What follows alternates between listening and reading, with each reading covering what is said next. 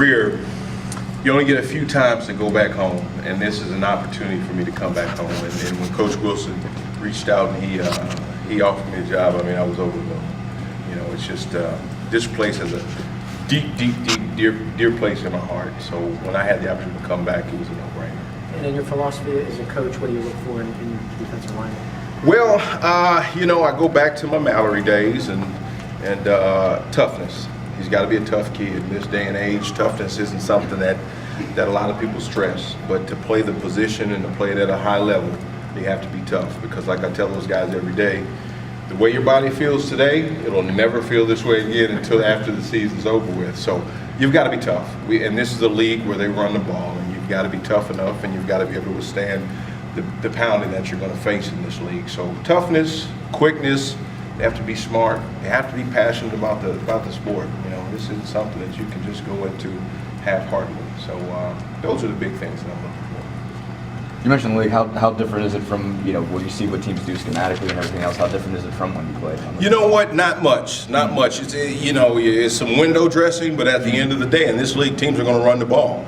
I think that with Coach Meyer and over at Ohio State, they're doing some things a little differently, and then obviously what our offense does. That's why we led the league, just because we're doing something a little different. But it's a tradition-rich league, so from the standpoint of if it's not broke, don't fix it. And that's what the league is. I could be wrong. When you were here, did you guys transition from a 5-2 to a 4-3? We did. And what was that like? And then how might that inform you helping these guys if there's a transition? Yeah, we did, and that would have been. I was just talking to Jim Butler about that. That was 91, I believe, 91 or 92. We went from a 5-2, which was an odd front, to a 4-3, which is more four down front. Yep. And that played to our strengths. At that time, I was a nose guard. Herb McCormick was one of the defensive tackles who played in the NFL for many years. Bernard Whittington was one of the ends, another guy who played in the league, Nate Davis. So it just transitioned to what our strengths were. We weren't an overly big front. So Coach wanted us to use our athletic ability, so it worked well for us. Very similar to what I think Coach Norris' defense is going to do with the pieces that we have in place here right now. I talked to Coach Hagan, and it was here just a couple of years ago, and he said, I remember the opener in Notre Dame didn't go particularly well for us. Right. So it took us 2 or 3 games to do it, but it was the right thing for our personnel. Sure. And so is that the key here? I think so. I think so. I think that based on our size, the kids that we have coming back into our program, I think with what Coach Norris' defense has done fits our personnel well, and that's what it boils down to. It's a personnel type league. You want to be able to match your best players up against what the offenses do. Have you seen Indiana recently? What were your impressions generally? They obviously played well against Bowling Green last year. Talk a little bit about what you saw. Yeah, the one thing that I was very impressed with was at that time, there were a lot of injuries, and the team was able to, offensively especially, they were able to sustain what it is they were doing. They did a heck of a job because, we finished the season last year at BG. I think we were 8th in total defense. So, we were able to do some things against a lot of teams that we didn't have that success here versus Coach Wilson's offense. So, and then defensively, obviously I was making corrections during that time, but I've had a chance to watch him if I had a bye week or just some highlights of those kind of things. And I think all the pieces are in place. It's just a matter of getting the kids in the right place and helping them to be successful.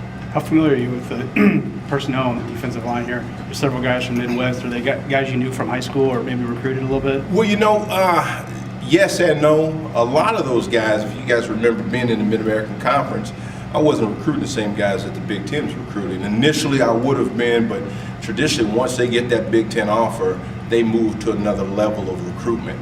We traditionally can't. There's not a Big Ten team that when I was at Bowling Green that we could offer a kid at BG and then say an IU or I won't mention that team up north, but Illinois or Minnesota, they offer those guys and instantly, we're no longer on their radar. So. For the most part, with the way recruiting is happening now, just like the kids we have over there right now, they already have offers. So a lot of those kids, no, I didn't have familiarity with because they were already off our radar. You mentioned Coach Mallory, basically. How much does having played for him still kind of inform you as a defensive coach? It's everything that I do. Not only from a coaching standpoint, from a life standpoint. That man is other than my parents. I mean, he's the next closest thing that I have as a person. So everything I do is influenced by Bill Mallory, from the way that I talk to people, from the way that I coach on the field, from the way that I present in homes, to the way that I'm presenting to you guys now. You know, those are all the things that when you played for Coach Mallory for 4 or 5 years, those are all the things that he taught us. Have you talked to Bill since you took the job? I have. I reached out to Coach right after I accepted the job. I think obviously my first call was to my wife, and then my second call was to my mother, and my third call was to Coach Mallory. So I wanted to make sure that he felt good about it, that he knew what was going on, because obviously the transition was tough for his family in one instance, but the transition was great for his family in the other instance, because obviously I like to think, as well as I think he does, that any of his former players are part of his family. How much have you been able to kind of look at the personnel you have, or has it been mostly just kind of trying to hit the ground running recruiting-wise? Hit the ground running in recruiting. You know what? I really haven't had a ton of time to spend with our guys yet, and I'm looking forward to that. And, you know, to next week when we get into the signing period, yeah, I can't wait to where I can sit down with my guys and just share some philosophical things, the things that I want to bring to the program, and you know, I want their feedback, and you know, just so we can get together and I can start really getting to know them. You talked about, if I could ask you to expand a little bit, you talked about toughness and quickness. You know, do you like a quick twitch? You know, so some of the other specific things you look for when you're watching a high school film on a kid. Mm-hmm. You know, what kind of things do you want to see? Well, you're right. I want to see a first and second step. I want him to have the ability to get his second step in the ground relatively quickly. I want to see a whole game. I want to see how he plays throughout the course of the game. You know, I don't want to see, you know, this is the day of the highlight tape, you know, 2 or 3 clips to get us all, ooh, wow, and then all of a sudden you watch a whole game, and if a kid, you know, takes 1 play off or 2 play off, you know, that's not the kind of kid we want here. He's not going to succeed in what it is we're trying to do. So I want to watch a whole game tape. I want to see, you know, how he pursues through the ball. I want to see if he plays both sides of the ball. I'd like to think that if, in some schools it may not be the case, but if you're a great high school football player, odds are you're going to play on both sides of the ball. I mean, unless you're part of one of those programs that they just have so many kids that you don't have to, usually you're going to play on both sides of the ball. So I want to look at those kind of things. Yeah, that's what I want to see on tape. Do you anticipate recruiting St. Louis and Ohio or certain areas that you're familiar with? You know what? I think Coach will sit down with our staff here in a week after this is all done, and he'll put those pieces together, just because Coach Noor has extensive experience in Ohio. Coach Inge is a St. Louis native like myself.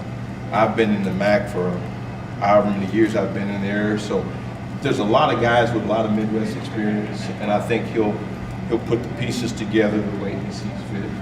I'm just so happy to be able to recruit with this on my chest, so it doesn't matter where they send me.